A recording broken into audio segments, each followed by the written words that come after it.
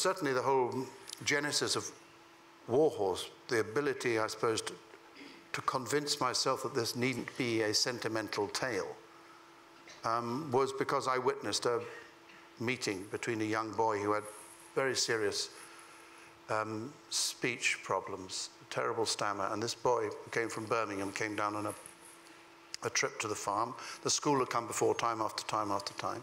The teachers knew me quite well, and they know how I am with children. I tend to point at them and ask them questions like that, and some children don't like it really. Can't imagine why. But anyway, she said to me, please, Michael, when you ask this particular boy a question, don't. Because if you ask him a direct question and confront him in any way, he will just run back to Birmingham, because this boy has not opened his mouth in 2 years. Anyway, I came into the yard one night, on a Thursday night, which is the last night they stay for, to read them a story in the little room, we call it the quiet room, where we have a log fire and we sit around and I read them a story.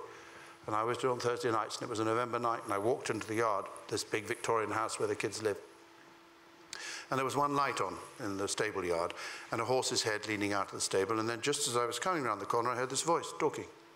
And then I saw him. It was this boy, Billy, stood in the back door, outside, which he shouldn't have been, in his slippers, which he shouldn't have been, but talking, completely naturally. His voice was simply flowing, flowing, flowing. And it was this boy who couldn't speak, who hadn't spoken. So I went down through the vegetable garden, wall vegetable garden behind the house, and I fetched the teacher. I said, I think you'd better come and see this. And we stood there in the darkness and watched this boy telling the horse, Hebe she was called, all about his day on the farm.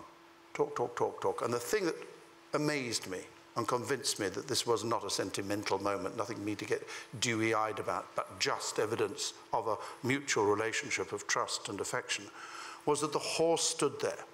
The horse didn't walk away. The horse listened. The ears were going, and the horse was relaxed. And I swear that horse knew not what the boy was saying, but that it was important to stay there and be there for that boy at that particular moment.